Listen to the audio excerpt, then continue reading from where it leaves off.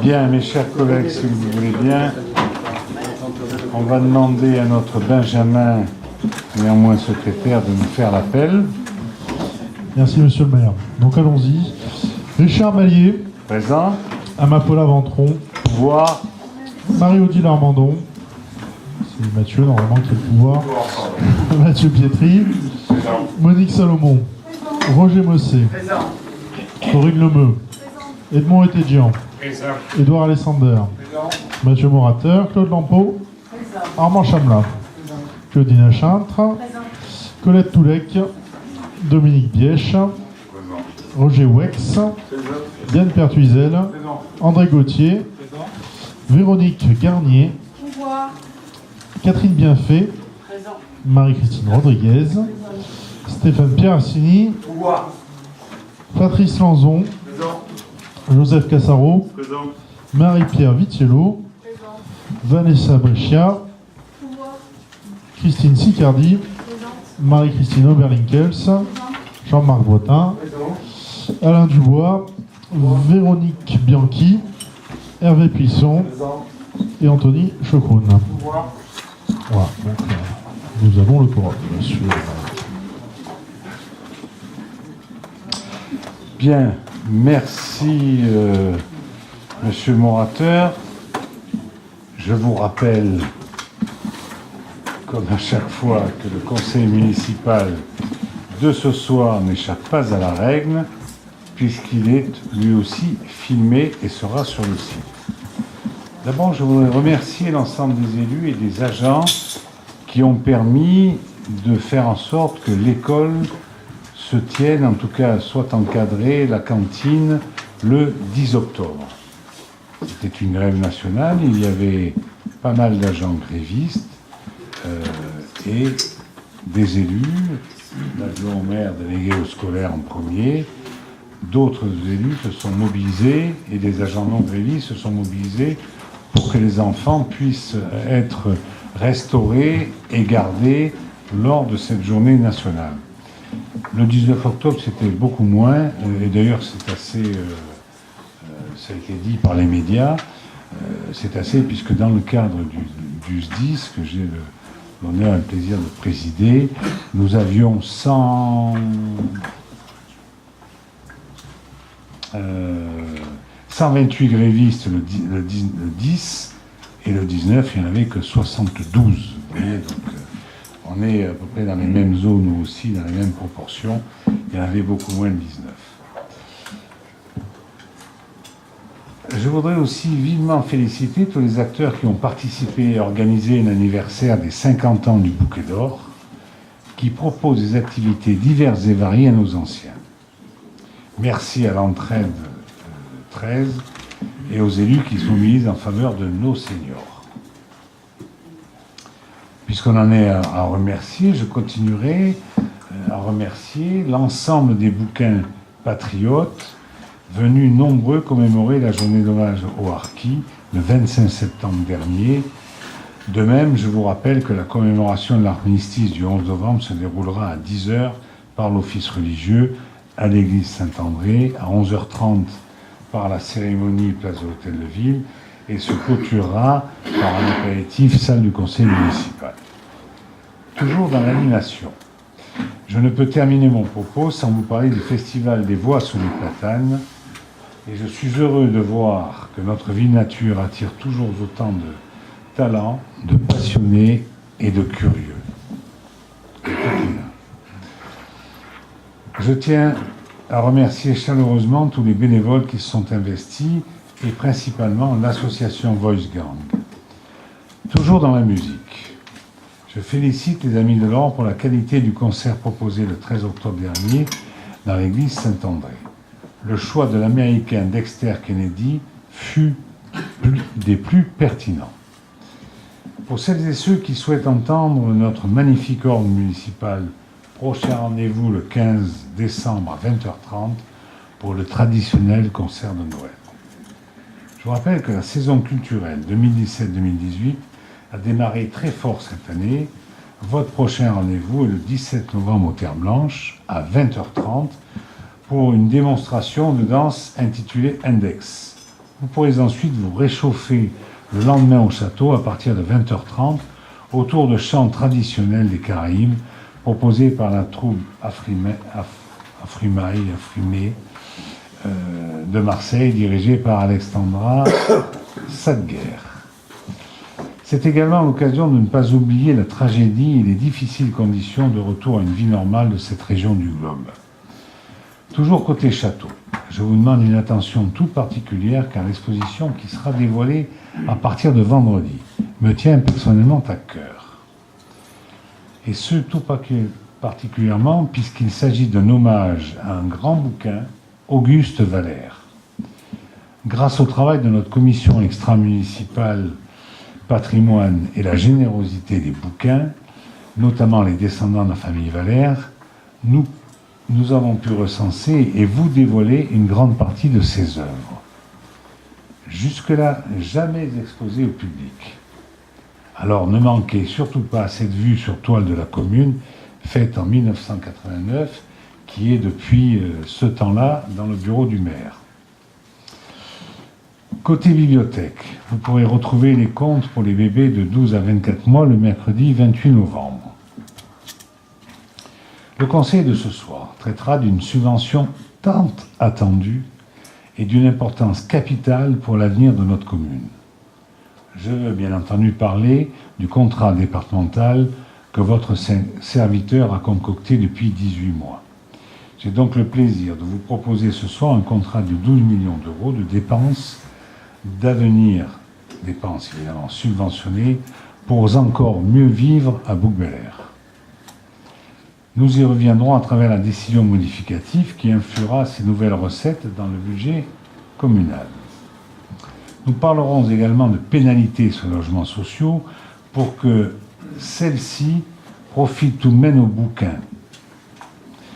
Évidemment, c'est une pénalité que nous avons, qui nous est retirée sur la DGF, et qui est au titre de la loi SRU, mais quand on décide au niveau du conseil municipal de donner une partie, voire l'intégralité de cette pénalité, eh bien on donne des subventions à des bailleurs sociaux, et évidemment c'est à prendre sur la pénalité SRU.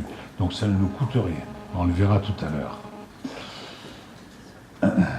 Alors on a aussi des dépenses d'acquisition foncière ainsi que d'un minibus électrique. Un point très important sera proposé, le nouveau règlement local de publicité pour la commune. Il s'agit de notre promesse de supprimer la pollution visuelle, non seulement sur la RD 8N avec ses immondes panneaux publicitaires géants envahissant notre quotidien. Nous vous l'avions promis, vous envoyer ce soir la concrétisation. Avant de passer à l'ordre du jour, je souhaiterais évoquer quelques événements marquants du pays d'Aix. Premièrement, l'ouverture de The Camp à la Durane. Beaucoup de personnes m'ont demandé le fonctionnement et l'apport de cet équipement. Je vais tâcher de vous livrer les informations en ma possession. Les premiers à y venir sont des jeunes entre 16 et 30 ans qui ont déjà fait des choses dans le domaine de l'innovation. Il y aura une année thèse de fonctionnement. Beaucoup de gens vont y passer, à peu près 2504 dirigeants du public et du privé, pour se former au futur. Des start-up, une quarantaine sur la première année, vont y accélérer leur développement. Il y aura aussi quelques dizaines d'étudiants de haut niveau qui compléteront leur cursus et rencontreront d'autres acteurs, et enfin des jeunes à partir de 12-13 ans, comme sur les Summer Camps aux États-Unis, qui seront là, y compris pendant leurs propres vacances. Enfin, plus marquant pour les bouquins, il y a eu l'ouverture de l'Arena pour le match POC contre Chambéry le 11 octobre dernier. Je ne pense pas que le premier retour soit celui de la performance sportive, bien que je sois heureux de la victoire, ni des qualités architecturales indéniables du nouveau bâtiment, mais plutôt des bouchons et d'une saturation du trafic jamais vue. Je tiens à vous rassurer, votre serviteur ne compte pas se laisser faire. Et dès le lendemain, j'ai fait savoir notre profond mécontentement. En résumé, j'ai regretté le faible nombre de stationnements, de places de stationnement, seulement 1000 places pour une capacité de 6000 spectateurs. Les responsables locaux doivent assumer. Il est clair que les transports en commun ne sont pas au point. D'ailleurs, le nouvel échangeur n'est pas en service, car les transports en commun n'ont pas été modifiés. Et l'État attend cela. Et vous avez vu que cet échangeur, les travaux sont finis depuis quelques semaines. Nous avons déjà obtenu, pour nous prémunir de nouveaux désagréments, l'ouverture de l'entrée VIP à tout le monde, la réalisation des contrôles sur des fils à l'intérieur de l'équipement pour ne pas gêner la circulation extérieure, un renforcement du personnel de sécurité pour accélérer les contrôles dans un premier temps. Dans un second temps, je vais me battre pour faire mettre en service au plus vite les feux adaptatifs et la voie de bus, ainsi que le démarrage des travaux de shunt qui me furent promis il y a de cela plus de 2 ans. Donc, affaire à suivre. Mesdames, Messieurs, mes chers collègues, si vous le voulez bien, je vous propose de passer à l'ordre du jour du conseil municipal. Donc,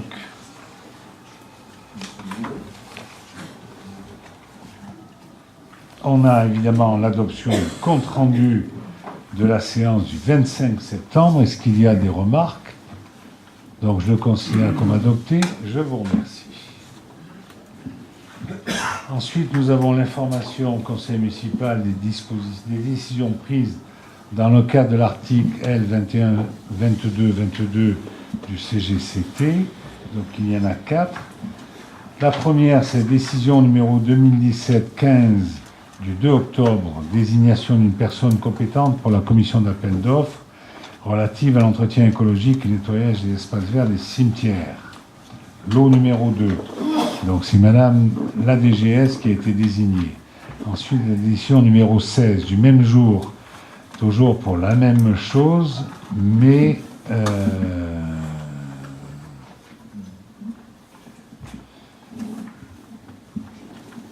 c'est Monsieur Riffel. C'est la même chose. Et en fait, c'est 2 personnes différentes. Il nous fallait 2 personnes, c'est ça?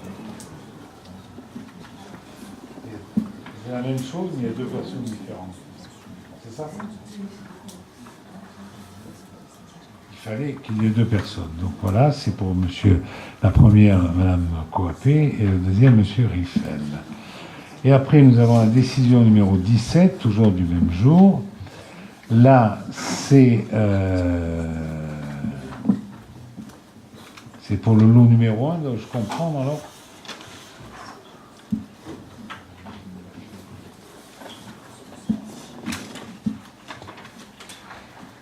C'est toujours donc désigner une personnalité compétente. Alors c'est le numéro 15-16.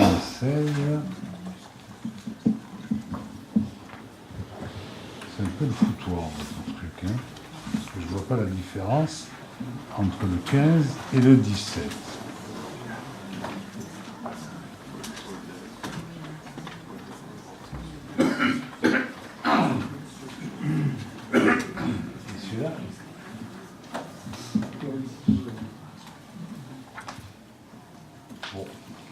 Écoutez, on redésigne les 2 mêmes personnes. J'avoue que je n'ai pas compris. Si vous avez une question, je suis prêt à y répondre après le conseil municipal. Pourquoi faire simple quand on peut faire compliqué? Alors, ensuite, nous avons la création de 2 postes et suppression de 7 postes au registre des effectifs. Alors là, évidemment, il y a 5 agents qui sont partis à la retraite et un poste qui a été fait au 1er septembre, qui est au service scolaire, qui n'est pas pourvu. Donc ces postes-là ont été supprimés, mais par contre, on a la création de 2 postes. Un poste d'agent de maîtrise territoriale principal et un poste de technicien territorial à temps complet, filière technique. Donc on a un candidat qui a été retenu, mais qui ne correspond pas au poste d'agent de maîtrise principal. Par contre, il correspond, c'est ça,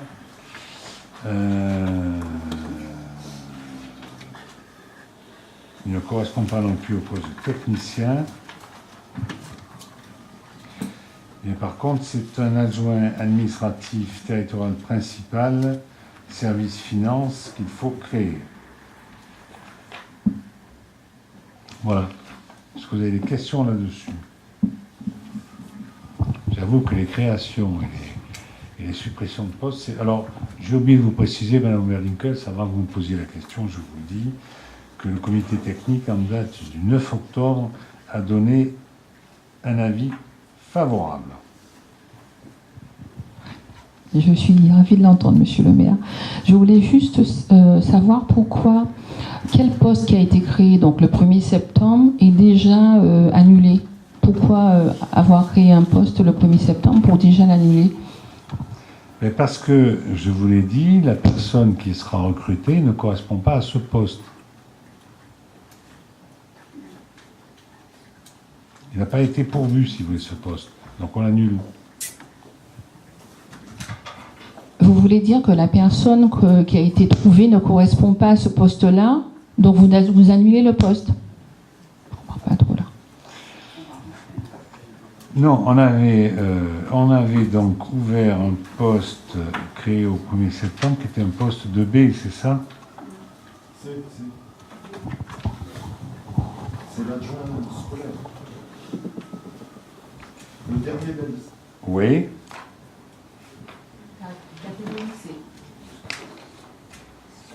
C'est un poste...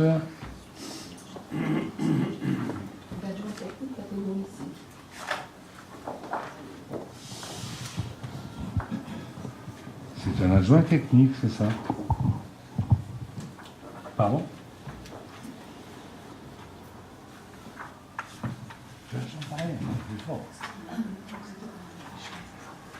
Alors, qui n'a pas été? Voilà, ce poste n'a pas été pourvu, donc on n'a pas, on le referme. Voilà. Non, c'est une. Je reconnais que ça peut vous choquer, mais c'est quelque chose que nous faisons depuis fort longtemps. Quand les postes ne sont pas pourvus, ils sont fermés. Par contre, ils sont créés dès qu'on en a besoin. Voilà. C'est pour ça qu'à chaque conseil municipal, vous avez ce genre de choses. Donc vous avez des agents partis à la retraite. Entre autres, il y a un technicien. Il y avait Madame Sabatino, c'était je sais pas quoi, c'était un poste d'agent de maîtrise. Madame Scour, un poste d'adjoint technique. Madame Guetrani, un poste d'ATSEM, principal deuxième classe. Et Madame Mayol, un poste d'adjoint administratif. Donc, ces gens-là, étant partis à la retraite, on supprime les postes et nous avons des créations puisqu'ils sont remplacés par des gens qui ne sont pas des agents qui ne sont pas au ce truc. La question porte sur le 6e. Mais il n'est pas pourvu, donc on le supprime. S'il a été créé, c'est probablement qu'il y avait quelque part un intérêt à le créer il y a 2 mois. Ça me semble évident, Monsieur Pisson, Monsieur de la Palisse. Eh bien, il n'est pas pourvu aujourd'hui, donc on le supprime. C'est pas plus compliqué. Mais vous aurez sans doute au prochain conseil municipal encore des créations de postes. Voilà. Donc, par contre, on en a un. On procède à la création d'un poste d'adjoint administratif territorial principal de 2e classe. Puisque la personne qui a été recrutée pour le service finance, elle est adjoint territorial, adjoint administratif principal de 2e classe. Alors qu'on aurait très bien pu trouver soit un cadre C, voire même un cadre B. Hein.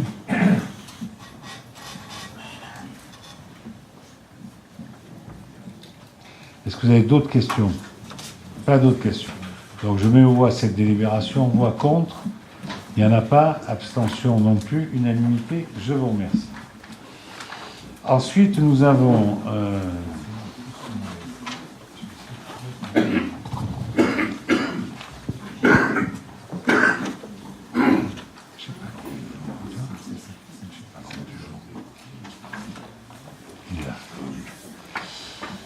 la suppression de la majoration de la taxe d'aménagement, secteur plan marseillais nord-sud, pour la RD8N. Ben écoutez, c'est extrêmement simple. Nous avions en date du 24 novembre 2014, d'abord ça a commencé en 2011. La commune avait souhaité mettre en place un taux de 5% sur l'ensemble du territoire communal.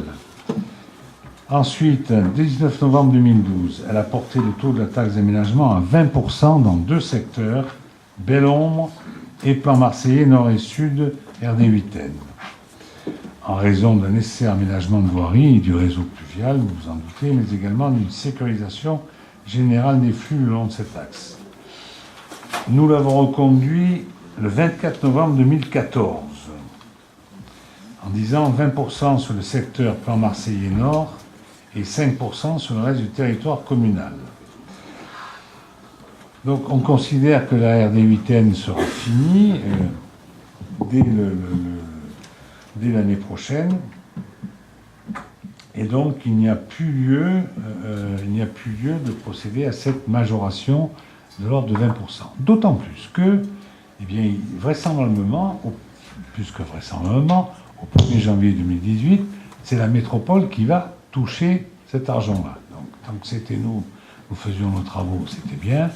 Aujourd'hui, ma foi, puisque nous aurons fini dans ce coin-là nos travaux, je vous propose de supprimer cette surtaxe de 20%.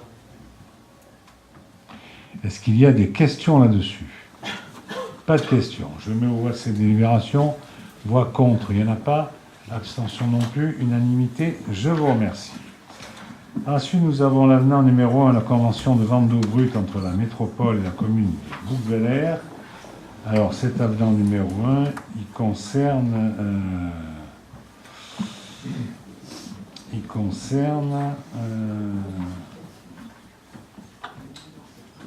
voilà, il fait référence au point de comptage servant au suivi et à la facturation des volumes pour la commune de Bouc-Bel-Air. Voilà.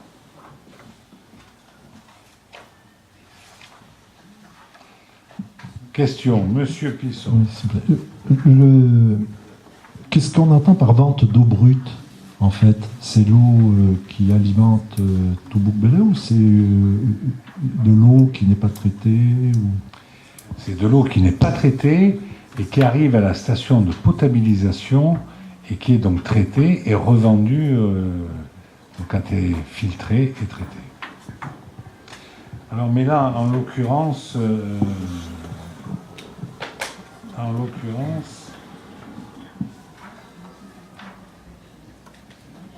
en fait, il s'agit donc de l'usine de Gardanne, entre les Girodet et Gardanne. L'usine des Girodet qui est située au Pel Mirabeau. Vous savez, quand on va, après plan de campagne, on va vers métro, quand on arrive en bas, elle est à droite. Donc où là, on aura donc une convention de vente d'eau brute de manière à le suivre. Puisqu'on a Cabriès, Bouc-Bel-Air et Gardanne, on est un peu desservi pour une partie de la commune par cette usine-là. Voilà, donc vous avez eu l'avenant, évidemment, nous vient de la métropole, donc pour une fois où ils font quelque chose qui est bien, qui précise, donc on va le voter. Vous êtes d'accord ? Oui, mais sans tout à fait comprendre comment ils font pour répartir l'eau avant traitement. On comprend bien qu'une fois l'eau filtrée, il y en a une partie qui va aller vers Bouc, une partie vers Cabriès et une partie vers Gardanne. À l'entrée, je n'ai pas bien compris. Et après, est-ce que ça nous permet de payer moins cher ou est-ce qu'au contraire, non, on sait pas? Ça nous permet de payer exactement ce qui est consommé. Et ce qui est livré, voilà. Parce qu'avant, on n'avait pas...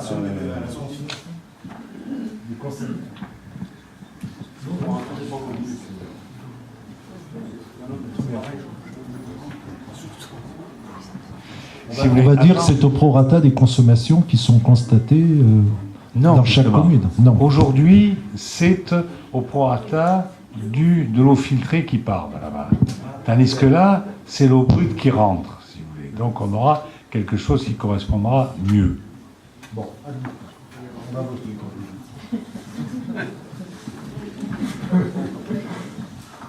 Ça coule pas dessous. Mais non, puisque c'est de l'eau brute. Donc, allez, je me vois cette délibération, voix contre. Il n'y en a pas. Abstention non plus, unanimité. Merci. Alors ensuite, on a retrait de la délibération numéro 170617 du 3 juillet portant sur la fiscalité des tarifs de la taxe locale sur la publicité extérieure pour l'année 2018. Vous voyez que nous avons délibéré le 3 juillet pour mettre une augmentation à la taxe locale sur la publicité et la TLPE, qui était infime. Mais l'État qui va appliquer par le biais des services du Trésor, qui va appliquer et faire la trésorerie de Gardanne, faire l'imposition aux uns et aux autres. Comme ça a été pris après le 1er juillet, ne l'appliquera pas. Ça me paraissait évident. Mais il n'empêche qu'il faut quand même que nous la retirions. Même si, vous me suivez ? Même si l'État n'aurait pas appliqué, puisqu'elle était prise après le 1er juillet, pour l'année en question, eh bien écoutez, il faut la retirer. Autrement, on nous attaque au tribunal administratif. Alors, bon, au départ, on devait avoir le conseil municipal avant le 30 juin, et puis il a été repoussé, je ne sais plus pourquoi, mais toujours est-il qu'elle n'est pas applicable. Alors c'est une augmentation de... Pardon, c'est 0,8 ou un truc comme ça, donc voilà, c'est peanuts, mais bon, voilà. Donc on n'aurait pas pu l'appliquer puisque nous avons pris la délibération, nous avons délibéré après le 1er juillet. Voilà. Et j'étais assez clair. Allez. Allez-y, parlez. Est-ce qu'il y a eu une remarque de la préfecture sur cette délib ou bien entendu. Écrite. Peut-être pas. Oui. Ah oui, ben oui. Voilà. Parce on que nous a moi, demandé de retirer cette délibération. ouais, bon, parce que moi j'ai regardé l'article, c'est pas 233.6 d'ailleurs, c'est 2333.6 du Code des collectivités territoriales, et moi j'ai cru comprendre que c'était uniquement dans le cas où on voulait avoir une exonération ou une baisse des tarifs. Là, c'est ce que j'ai cru lire. Et là, bon, une augmentation, je suis un petit peu étonné. Surtout, et résultat des courses, ça fera 2 années consécutives qu'il n'y a pas d'augmentation des tarifs de la taxe locale sur la publicité. Donc on va en reparler tout à l'heure de la publicité, mais bon, c'est minime, d'accord, mais c'est aussi, on est au moment des symboles en ce moment, vous savez, et au niveau des symboles, ça fait 2 ans que sur des choses qui ne sont pas d'une utilité première, on n'a pas de décision, alors que sur d'autres, on a des décisions qui ne vont pas, à notre sens, dans le bon sens, en particulier en matière sociale. Bon, voilà. Mais bon, quand même, moi, j'ai une lecture un petit peu différente de cet article, mais je ne suis pas juriste. Donc. Le sous-préfet m'écrit, l'article L 2333-6 du CGCT dispose que les communes peuvent, par délibération de leur conseil municipal, prise avant le 1er juillet de l'année précédente, celle de l'imposition, instaurer une TLPE frappant les supports publicitaires dans les limites de leur territoire. La délibération numéro 170617 ayant été adoptée le 3 juillet 2017, soit après la limite fixée par cet article, elle serait susceptible d'être annulée par un juge administratif. C'est pourquoi je vous demanderai de réunir votre conseil municipal afin de la retirer. Voilà. Compte tenu de ce qui précède, en 2018, ce sont les tarifs de l'année précédente qui continueront de s'appliquer. Le présent courrier constitue un recours gracieux, lequel interrompt et proroge le délai de recours contentieux. Voilà. Donc ça veut dire que si vous ne le faites pas, eh bien, je vais vous les faire au théâtre. On va s'amuser encore à aller au théâtre pour ça. Voilà. Autre question. Donc je mets aux voix cette délibération pour retirer la délibération du mois de juillet. Qui est contre? Qui s'abstient? Donc 2 abstentions, donc unanimité des votants. Ensuite, nous avons convention avec la société anonyme HLM Chromologie pour une subvention exceptionnelle de 120 000 €. Tout à l'heure, je vous en parlais. Il s'agit pour les 2 délibérations qui sont ici. La première, donc, c'est 120 000 € pour l'opération Les Jardins d'Arthur et le PC numéro 15 00035, délivré par arrêté en date du 6 août 2015. Voilà. Et la deuxième convention, c'est avec toujours, pas Chromologie, mais la SFHE, pour l'opération qui est ici située derrière leur résidence qui s'appelle la Manderée. La Manderée ou les Florentines? Non, c'est plutôt les Florentines. La Manderée, c'est la copropriété. Donc les Florentines, donc il y a une résidence derrière, où il y aura 17 logements sociaux et 17 en accession à la propriété. Donc il vous est proposé de mettre 60 000 € dans cette opération. Donc, je vous propose qu'on vote les 2 en même temps. Pas de questions là-dessus, j'ai bien été clair, très bien. Donc ça veut dire que nous allons payer en 2017 et que ça nous sera redonné, puisque diminué de la pénalité 2019, c'est toujours l'année N+2. OK? Je mets au voie cette délibération, voix contre, il n'y en a pas, abstention non plus, unanimité. Je vous remercie. Ensuite, nous allons solliciter la métropole pour une aide à la conception et à la réalisation de panneaux d'interprétation du patrimoine. Merci. Rapporteur Mathieu Pietri. Oui, merci, monsieur le maire. Donc, cette délibération concerne une demande de subvention auprès de la métropole pour la 2e tranche d'installation des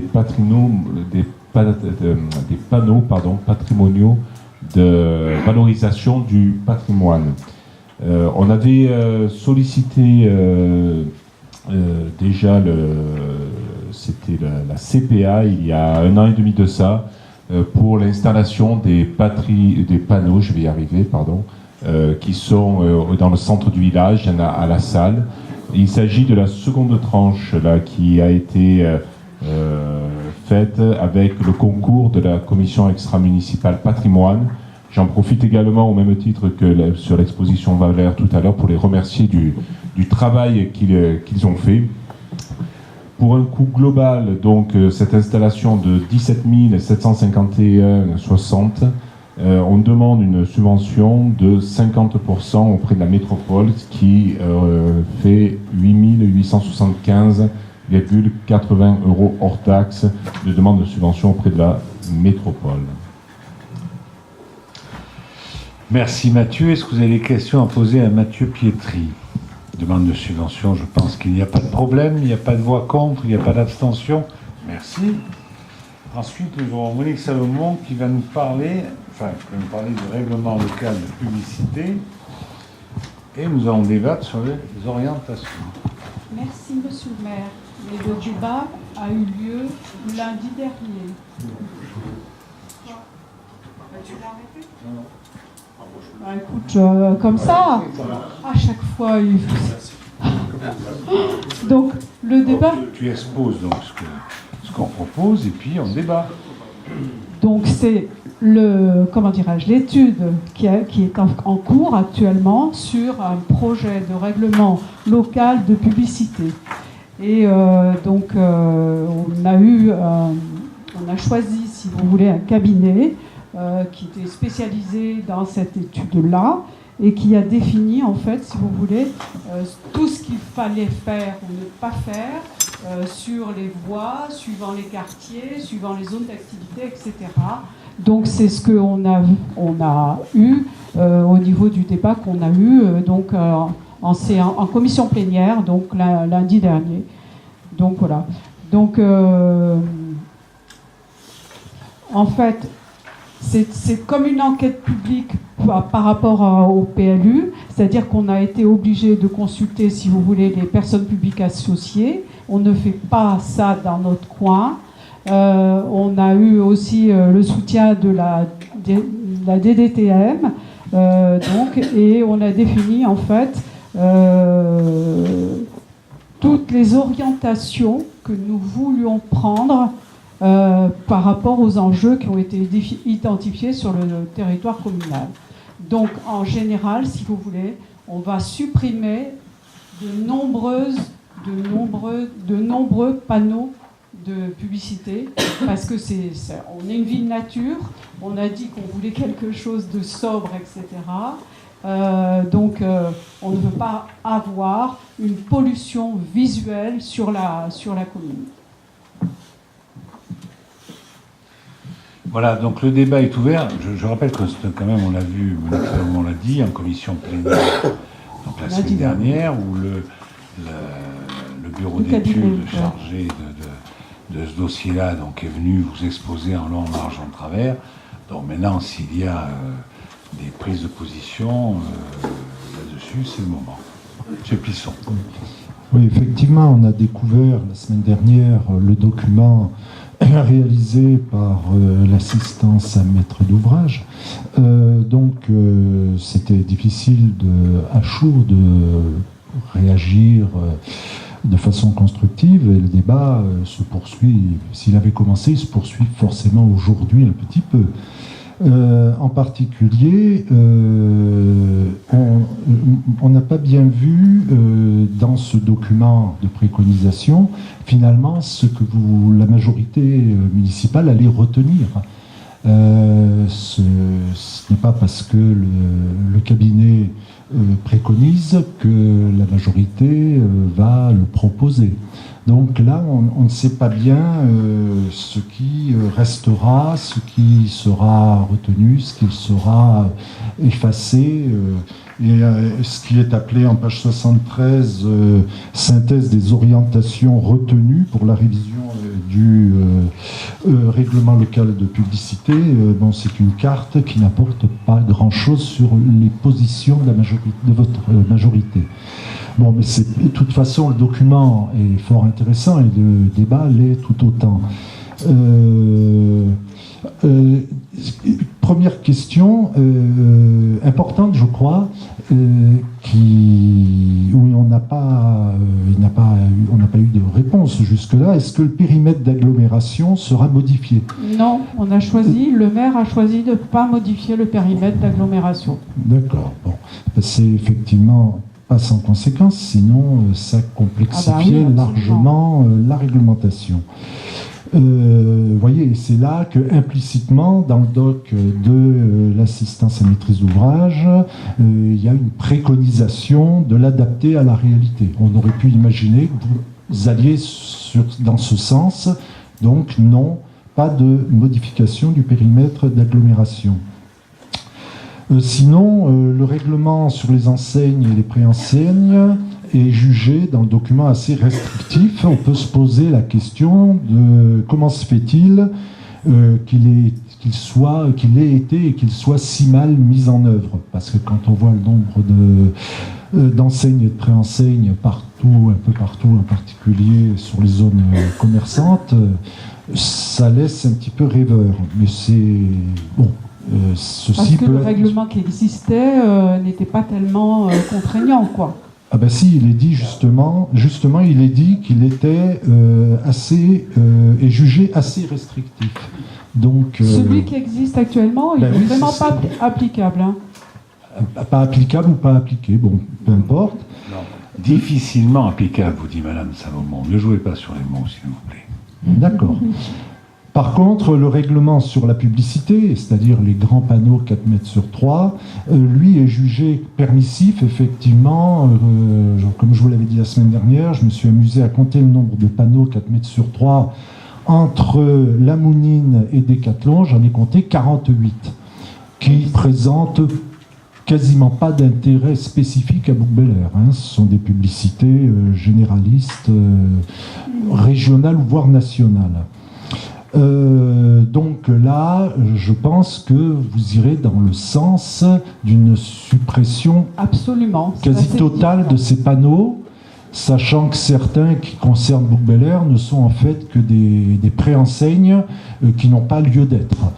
Quand on voit que, je crois que c'est quoi, le Lidl, on voit le panneau disant que Lidl est là, oui, évidemment, c'est écrit en gros de l'autre côté.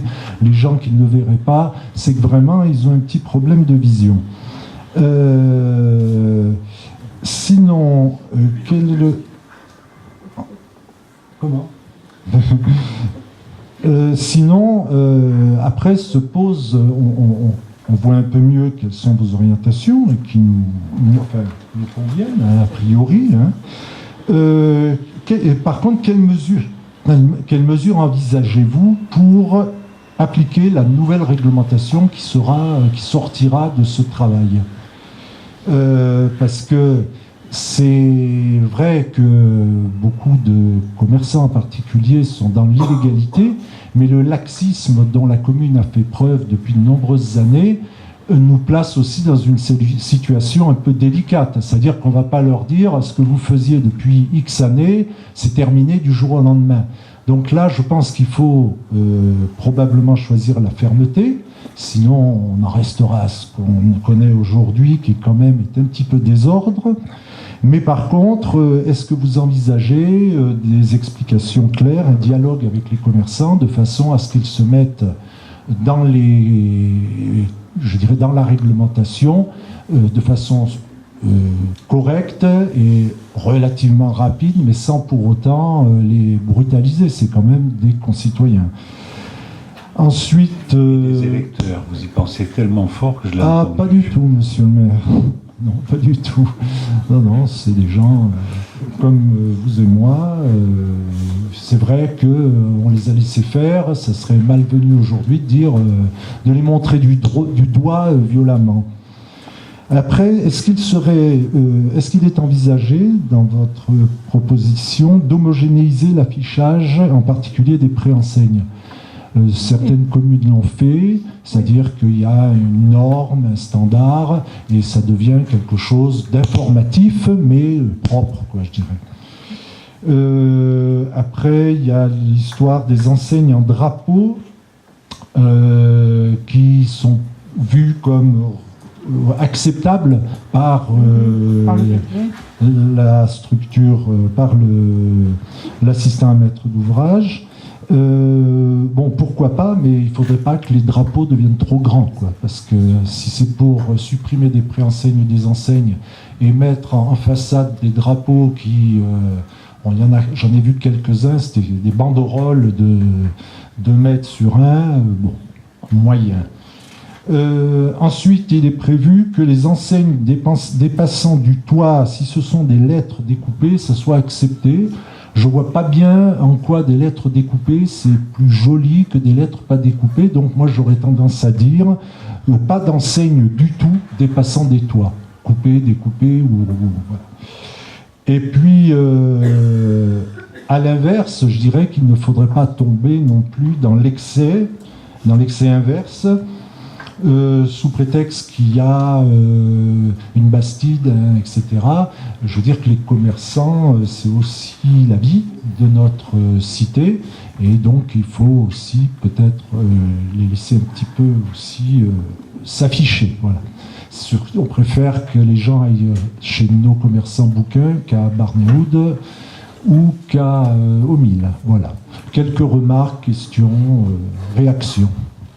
Écoutez, Ce matin, nous étions encore en réunion suite à ce qu'on a vu la semaine dernière avec le cabinet pour essayer justement de voir qu'est-ce que nous allons garder au niveau des enseignes, des préenseignes, etc. D'accord ? Donc le travail n'est pas encore terminé. Donc ce sera fait avant le conseil municipal du 27 novembre, où normalement on doit, si vous voulez, entériner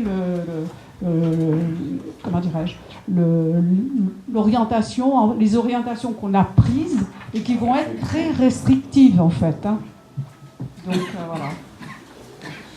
Voilà, au prochain conseil municipal, le projet sera arrêté par nous-mêmes, hein, par le conseil municipal. C'est important puisque c'est une procédure qui est comme le PLU. C'est exactement la même procédure que le PLU, de manière à ce que ça puisse être mis à l'enquête publique, etc., etc. Mais après, c'est plus nous qui ferons. On aura arrêté notre projet et puis après, la métropole continuera. Quant à votre question concernant l'application, c'est vrai qu'aujourd'hui, le règlement local de publicité a une vingtaine d'années. De mémoire, ça doit être 98, 99. 98, oui. Donc il a une vingtaine d'années. Il semblerait qu'aujourd'hui, il soit difficilement applicable. Difficilement applicable. Est-ce que tout au long des années qui se sont passées, on a peut-être laissé, ou comment dirais-je, on a pris un certain laxisme. Bon, voilà, je ne sais rien, mais aujourd'hui, on s'aperçoit que finalement, c'est difficilement applicable.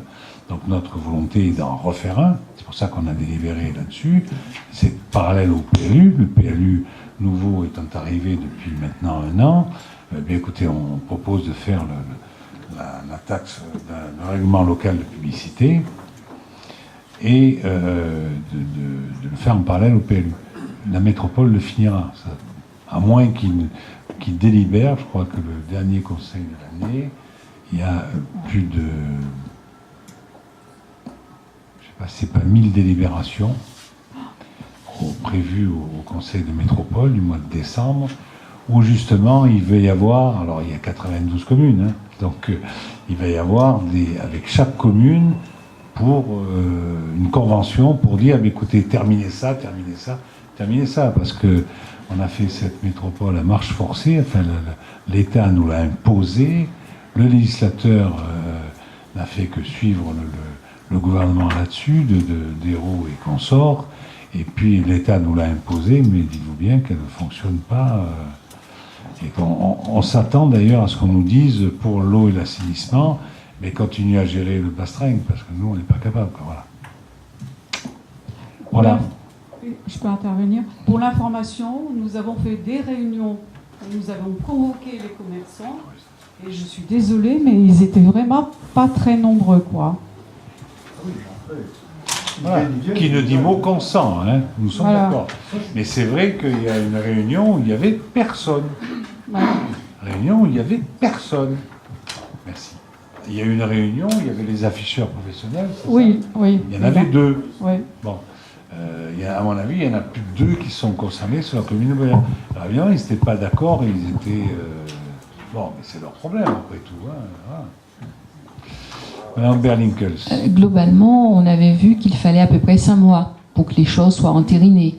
Voilà, donc ça veut dire que le prochain conseil municipal, bon, ça sera acté, et puis après il y a 3 mois pour l'enquête publique, etc. Voilà, donc ça veut dire que pendant les 5 mois, prévention, etc., et je rassure en même temps Eddy Alexandrin qui parlait quand même d'un manque à gagner. Comme connaissant les commerciaux pour certains, plus ils sont têtus, plus on arrivera à regagner rapidement ce qu'on aura perdu en les supprimant, puisque il va y avoir je suppose, des pénalités, puisque c'est à peu près 150 € au jour quand on n'a pas... voilà. Donc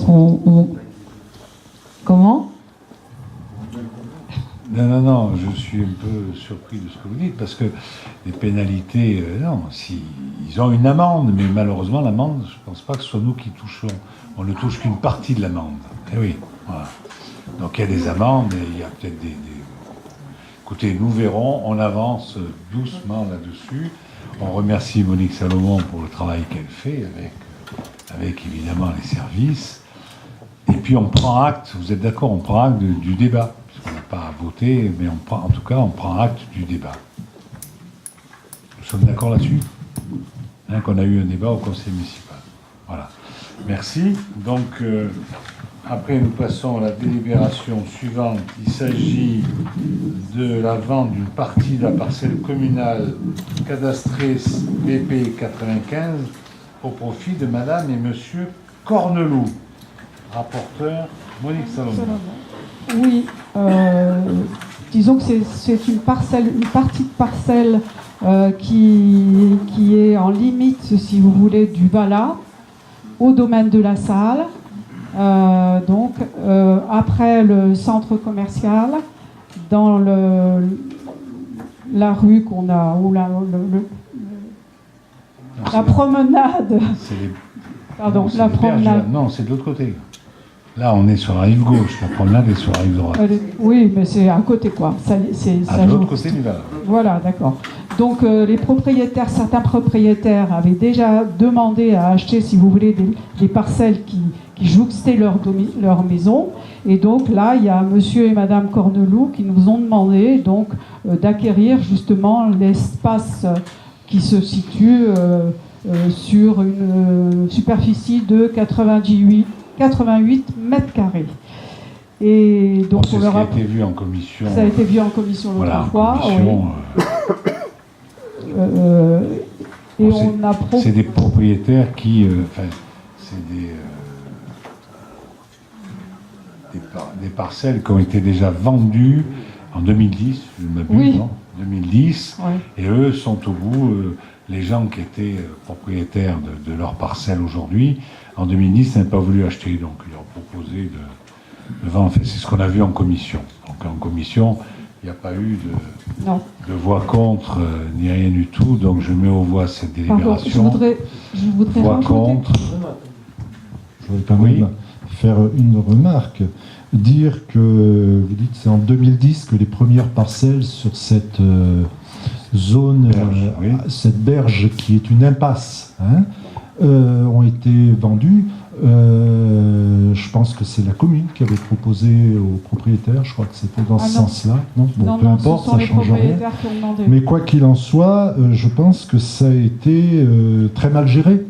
Parce que l'objectif qu'on aurait pu imaginer pour la commune, c'était de se débarrasser, à la limite, de l'entretien de cette impasse herbeuse. D'accord ? Et là, en fait, il reste toujours l'impasse, qui a 5 mètres de large environ, après cession des parcelles. Et finalement, on est toujours dans l'obligation d'entretenir cet espace et il ne présente aucun intérêt. Donc lundi dernier, je vous avais fait la proposition, plutôt que de constater cette impasse et de l'entretenir sans intérêt pour qui que ce soit dans les années à venir, de la construction d'un deuxième pont piétonnier au-dessus du Valat, au bout de l'impasse, ce qui permettrait de faire un petit circuit, d'un côté avec les allées qui ont été goudronnées, je dirais un peu malheureusement, parce que c'est beaucoup moins nature, je dirais, et de conserver le côté dont on parle aujourd'hui, naturel, avec de l'herbe, mais au moins on pourrait promener ou d'un côté ou de l'autre, les uns choisissant le côté goudronné, les autres le côté herbeux, et de toute façon l'impasse elle existe, et elle existera toujours, sauf à revendre encore aux propriétaires jusqu'à ce qu'ils touchent le Valat. Mais pour l'instant il y a 5 mètres environ, donc il y a la place de faire aussi une promenade. Et puis il y a aussi le fait que l'impasse au bout arrive à l'école. Et donc on pourrait aussi très bien imaginer, s'il y avait la construction d'un pont piétonnier, une sortie de secours de l'école à l'extrémité de l'impasse. Ça peut aussi être utile. Voilà, des suggestions, mais quoi qu'il en soit, au jour d'aujourd'hui, on n'a absolument pas résolu ce problème d'impasse. Et moi, j'ai rien sur le fait que monsieur et madame Corneloup bénéficient d'un morceau supplémentaire pour leur terrain. Mais personnellement, je m'abstiendrai pour faire valoir que je considère que ça a été mal géré et qu'on est toujours dans l'embarras avec cette impasse. Bon, écoutez, il s'agit de continuer ce qui a été fait. J'ose pas dire parce que Mme Berlinkel, ça va encore me faire remarquer que c'est pas bien de revenir au passé, mais bon, ça a été géré comme ça pour les autres. Donc eux, ils nous disent, bah, écoutez, nous, on n'était pas là en 2010, on voudrait bien acheter, faire comme les autres, s'aligner. Donc je pense que, titre d'égalité entre les voisins, je pense qu'il faut accéder à cette proposition, d'autant plus que c'est quelque chose qui n'est pas constructible. Ça ne fait que augmenter leur propriété privée sur un endroit où les autres, ils l'ont fait depuis maintenant 7-8 ans. Là. Donc voilà. Oui, M. Berthe.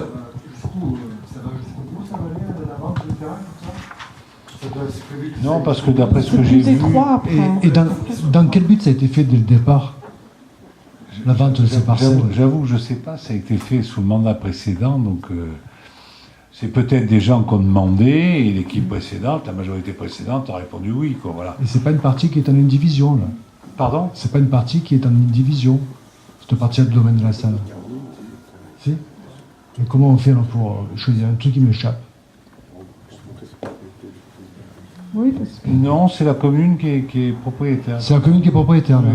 C'est la commune qui est propriétaire. Cette zone-là de la salle En tout cas, ça a été n'est pas vendu une à je division. sais pas Non, combien mais de- les propriétaires qui achètent ces terrains-là sont en une division, je suppose aussi, non? Sur leur partie. Sur leur Mais partie, pas- oui, tout à fait, oui. Pas Ils sur sont leur... pas un Donc en fait, ils ne sont propriétaires que Jean-Marc. de ces 88 mètres carrés à la sortie, quoi. Jean-Marc, ils ne sont pas en indivision, Si, ils si. sont en copropriété à l'horizontale. Voilà. Ouais. Et oui, c'est pas Je sais, j'en fais partie, oui. C'est pas une indivision, c'est une copropriété. Voilà. Donc Mais- en fait, ils deviennent propriétaires uniquement de ces petits 88 mètres carrés. C'est bizarre, enfin. Voilà, mais ça veut dire que les voisins, je comprends pas le but de la vente de ces parcelles et jusqu'où ça va aller. On va aller jusqu'au bout de... C'est une bonne question. On va revenir. Moi, je pense que si on a d'autres demandes, on verra, parce qu'à mon avis, ça se rétrécit. Oui. Ben, c'est ça dommage se parce que c'est un rétrécit, espace donc qui après, reste c'est agréable le- pour se promener quand même aussi. Oui. Les enfants s'y amusent, on peut y promener les chiens. C'est bizarre. Non, mais c'est tout, après ça me dérange pas, hein, mais bon. Entre les parcelles de ceux qui ne sont pas, donc ceux qui sont, on va dire, à l'ouest, partant du principe que le Vala, il est quoi? Il est sud-est, nord-ouest, hein, à peu près. Bon. Donc ceux qui sont à l'ouest ou au nord-ouest, ceux-là ne sont pas propriétaires entre eux et le Vala. Plus on va en aval du Vala, plus ça se rétrécit. Donc à un moment donné où la vente ne représentera plus rien, quoi. Voilà, aucun intérêt. Parce que là, c'est une largeur de combien? C'est 88 pas mètres indiqué, carrés, c'est mais bon. 88 mètres carrés, oui. On ne dit pas, mais ça a été 14 mètres de largeur à peu près. 14, donc 88 mètres, ça fait quoi? 4 x 4, 16, voilà. Ça fait 6 Ça fait mètres, 7. quoi. 5-6 mètres. 7 mètres, voilà. 7 mètres, c'est pas énorme, mais à petit, ça se restreint, donc voilà. J'aime. Pardon? Attends, prends un micro, là. Ils sont propriétaires part entière de ce morceau, mais ils restent copropriétaires Du reste.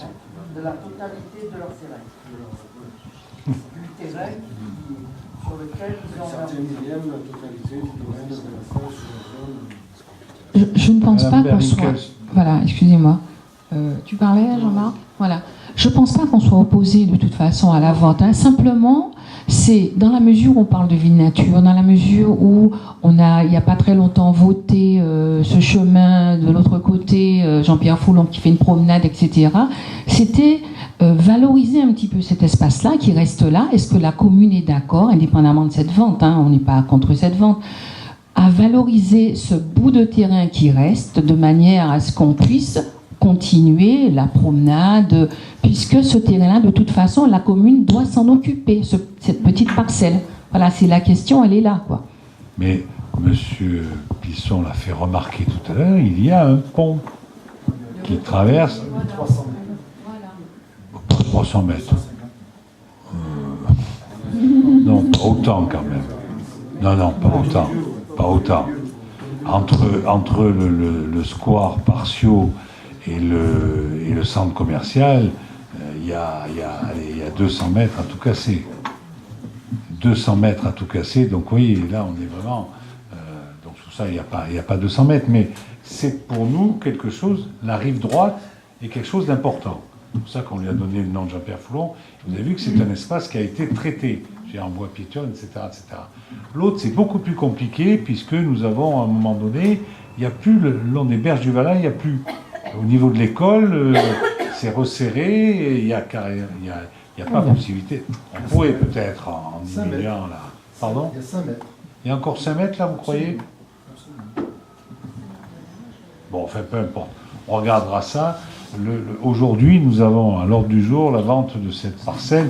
On vend ou on ne vend pas, alors que les autres voisins, on l'a fait. Donc voilà. Donc c'est bon ? Pas de voix contre, pas d'abstention, merci. Et ensuite, nous avons l'acquisition des parcelles BS 231, 233 et 239 appartenant à la Voirie Rubion, qui nous ont, compte tenu de la succession, qui nous ont proposé d'acheter ces parcelles. Je rappelle qu'à un moment donné, la commune les voulait pour en faire le nouveau collège. Donc on a vu ça en commission plénière, il y a eu un avis favorable. Donc je mets aux voix cette acquisition. Voix contre, il n'y en a pas. Abstention non plus. Unanimité, je vous remercie. Ensuite, nous allons passer aux décisions modificatives et aux délibérations d'ordre financier. Donc nous avons la numéro 3 pour le budget de l'eau pour l'exercice 2017. Rapporteur Teddy Alexander. C'est le budget de la commune d'ailleurs, non ? La commune, monsieur le maire. Oui, c'est la commune. D'accord. Bon, c'est une délibération donc, qui est la numéro 3 de la commune. Elle a été validée par la commission des finances. Et je vous rappelle à tout le monde, avant de partir, vous avez les documents à signer concernant les deux délibérations. On va passer à la décision modificative de la commune. Alors donc, en section de fonctionnement, au niveau recettes, nous n'avons rien. Par contre, nous avons quelques dépenses. En chapitre 11, nous avons pour 4 260 €, ça concerne de la formation du personnel pour des risques chimiques, des paiements pour des lauréats de concours et d'une augmentation de certaines consommations de produits de café. Au niveau du chapitre 65, nous avons une contribution au titre de la politique de l'habitat en négatif de moins 150 000 €. Ça concernait une subvention exceptionnelle que nous devions donner à Promologie pour le Jardin des Essences et qui a été reportée en 2018. Nous équilibrons donc cette section dans le cadre des dépenses par un virement à la section d'investissement de 147 740 €. Nous allons passer maintenant aux investissements. Au niveau des recettes, nous allons avoir 770 012 € concernant des subventions dans le cadre des contrats départementaux et contrats pluriannuels du département et de la métropole.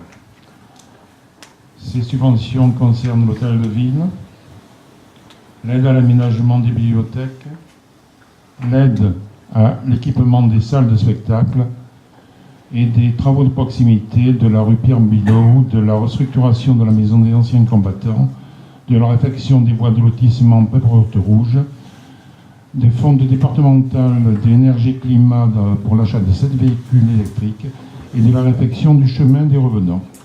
La totalité naturellement des recettes avec le rassouvirement de la section de fonctionnement va se monter à 915 752 €.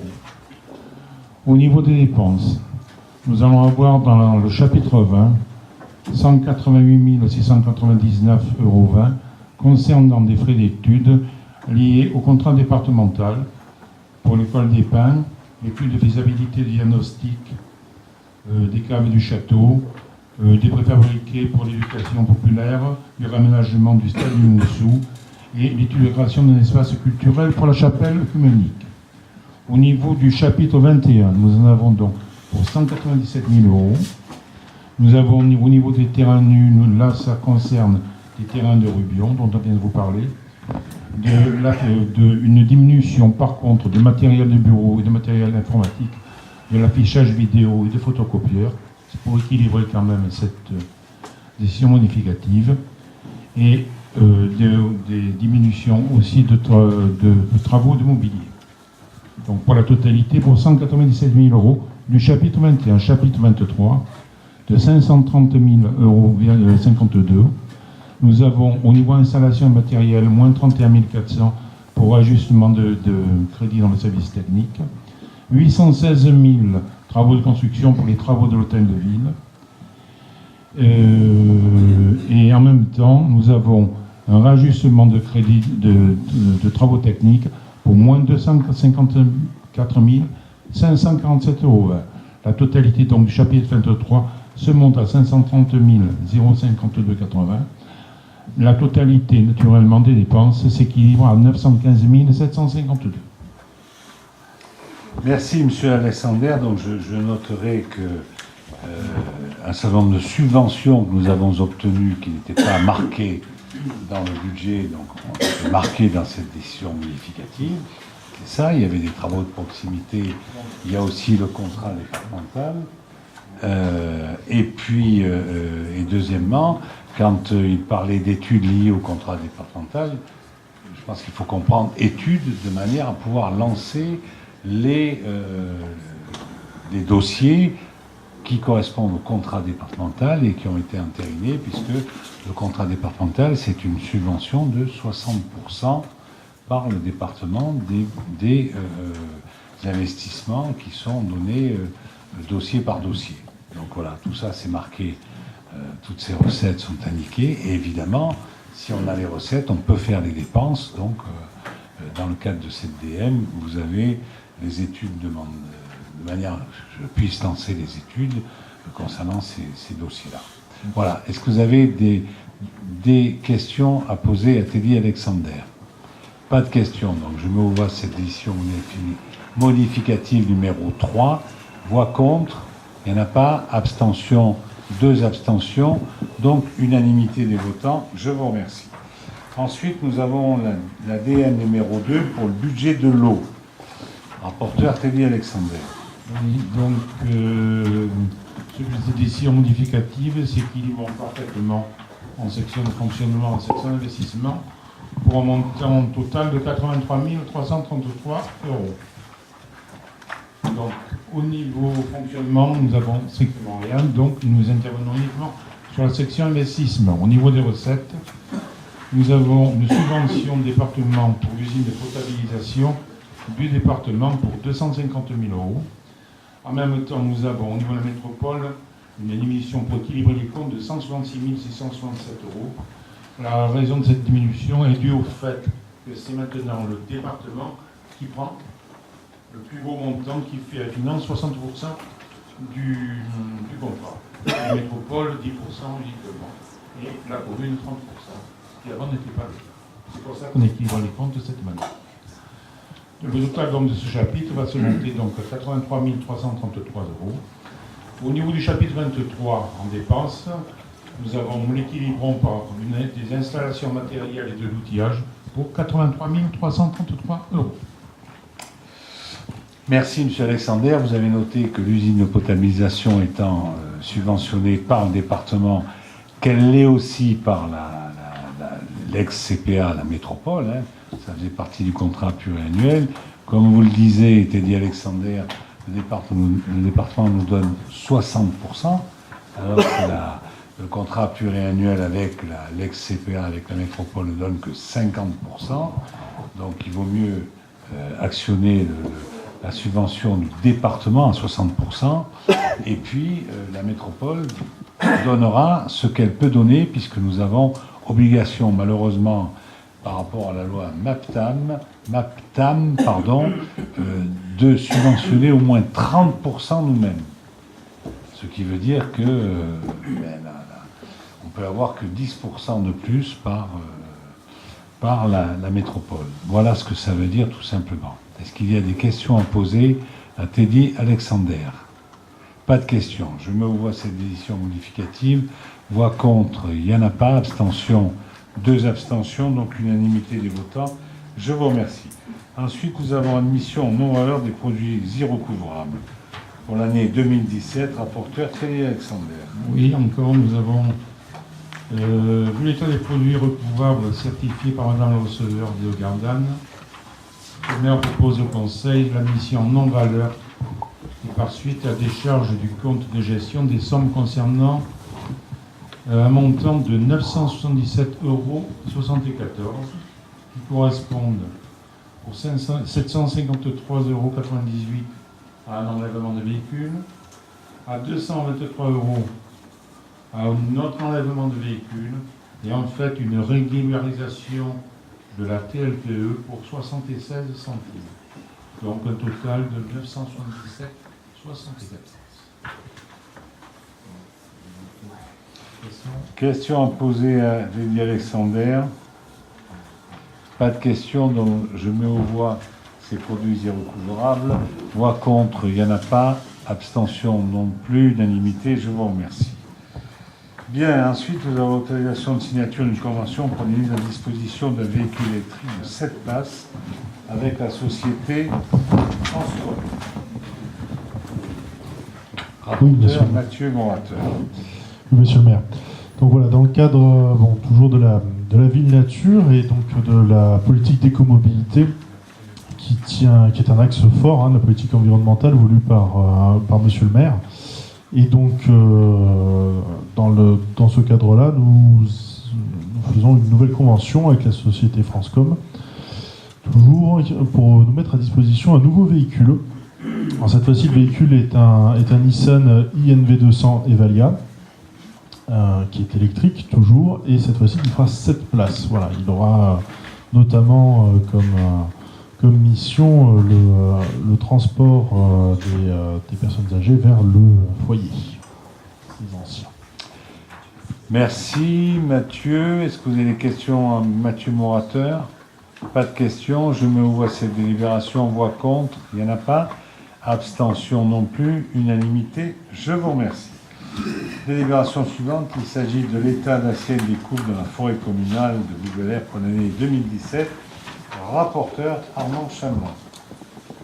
Merci, monsieur le maire. Dans le cadre de la gestion des forêts des collectivités relevant du régime forestier, l'Office national des forêts est tenu chaque année de porter à la connaissance des collectivités propriétaires les propositions d'inscription des coupes à l'état d'assiette, c'est-à-dire des coupes prévues au programme de l'aménagement en vigueur, coupes réglées, ainsi que le cas échéant des coupes non réglées que l'ONF considère comme devant être effectuées à raison de motifs techniques particuliers. Il porte à la connaissance du conseil municipal la proposition d'inscription des coupes pour l'exercice 2017 dans la forêt relevant du régime forestier de la commune. Il s'agit d'une coupe réglée prévue initialement dans le plan d'aménagement forestier en 2016, mais qui n'a pas été réalisé, de renouvellement des Pendalep pour la parcelle 15A. La parcelle forestière 15A, surface de coupe 13,83 hectares, coupe de renouvellement de Pendalep. Les propositions particulières pour ces coupes imposeront une réalisation en dehors de la période estivale de défense des forêts contre l'incendie. L'ONF peut commercialiser ces bois une fois exploités et façonnés sur des contrats d'approvisionnement. Dans ce cas, une convention sera transmise ultérieurement à la commune pour mettre en œuvre cette vente spécifique. Mode de commercialisation en contrat de bois façonné à la mesure. Pour les coupes inscrites et commercialisées de gré à gré d'un contrat d'approvisionnement en bois façonné à la mesure, L'ONF pourra procéder à leur mise en vente dans le cadre du dispositif de vente en lot groupé, dite vente groupée, conformément aux articles L214.7, L214.8, D214.22 et D214.23 du Code forestier. Pour ces cas, le propriétaire mettra ses bois à disposition de l'ONF sur pied ou façonnés. Si ces bois sont mis à disposition de l'ONF sur pied, l'ONF est maître d'ouvrage des travaux nécessaires à leur exploitation. Dans ce cas, une convention de mise à disposition spécifique, dite de vente et exploitation groupée, sera rédigée. Merci Armand. Vous avez vu cette délibération très technocratique proposée par l'ONF. Voilà. Est-ce que vous avez des questions là-dessus? Au moins, on a fait l'état des coupes sur la commune de Boubert. Pas de questions? Pas de questions, mais je note quand même qu'effectivement, il vaut mieux que la réalisation ait lieu en dehors de la période estivale. On connaît trop ce qui est arrivé à Sainte-Victoire, ou même à Bouc-Bel-Air il y a une quinzaine d'années, au-dessus de chez moi, là, où une coupe avait entraîné un feu, heureusement sans gravité. Ok. Donc, pas d'autres questions ou pas d'autres interprétations. Je mets au voie cette délibération, voix contre, il n'y en a pas. Abstention non plus. Unanimité, je vous remercie. L'ordre du jour étant terminé, j'ai reçu 3 questions diverses de Madame Oberlinkels, signées aussi par Monsieur Plisson. La première, la ligne de bus numéro 191 relie 5 fois par jour une bonne partie des quartiers de Bouc-Bel-Air à la zone industrielle d'Aix-en-Provence. Dans quelle mesure cette ligne pourrait-elle être prolongée et desservie à la gare d'Aix-TGV? Cela évitera aux bouquins, en particulier le matin, de se rendre en voiture à la gare, compte tenu de tous les problèmes de parking que cela pose. Vous avez raison, mais il existe déjà quelque chose. Vous n'aurez pas... Ah oui, il faut changer de moyen de locomotion, il faut aller au Krypton par le biais de la 190 et changer et prendre la 40. Et c'est ainsi fait, il faut s'habituer que, quelquefois, dans les transports en commun, il faut changer de véhicule ou de mode, ce qu'on appelle... Et vous avez, dans ce cas-là, une gare multimodale où vous pouvez changer, prendre autre chose. Deuxième question, c'est la nuit du 12 au 13 octobre. Notre commune a participé à l'opération Nuit sans lumière. Au-delà de l'intérêt incontestable de cette opération au regard de la pollution lumineuse générée par le suréclairage des villes, pouvez-vous nous dire si le montant de l'économie financière réalisée par la commune a été chiffré? Et si oui, quel est-il? Je pense qu'il n'y a pas de chiffrage financier. Bon, on ne l'a pas fait, parce que c'est un peu compliqué de dire on attend de luminaires qui ont été coupés. Enfin bon, c'est un peu je ne m'hasarderai pas à vous donner un chiffre réel là-dessus. Par contre, c'est plus psychologique qu'autre chose, puisqu'il s'agit de la biodiversité, de montrer que nous, dans le cadre de la biodiversité, nous essayons de faire quelque chose, et de montrer aux uns et aux autres que l'éclairage peut être coupé la nuit. On fait en sorte que les animaux noctambules, ou les nocturnes, puissent, dans ce cas-là, se retrouver et éviter, évidemment, qu'on ait un éclairage public toute la nuit. Troisième question. Voilà plus d'un an, nous vous avions interrogé sur les dates de mise en œuvre de la procédure de choix d'un nouveau délégataire de service public dans le domaine de l'eau et de l'assainissement. L'ancien contrat doit prendre fin le 2 octobre 2017. Lors du dernier conseil, un avenant a été passé avec la SEM pour reporter cette échéance au 31 décembre. Toutefois, à notre connaissance, la procédure de DSP n'a pas progressé, à moins qu'elle ne se déroule sans que le représentant de l'opposition désigné soit associé. Pouvez-vous nous dire précisément ce qu'il en est? Madame Oberlinkels, juste une chose, vous mettez sans que le représentant de l'opposition soit associé, je m'inscris en faux et je ne veux pas ce genre de réflexion, parce que vous avez été associé, l'opposition, depuis le début.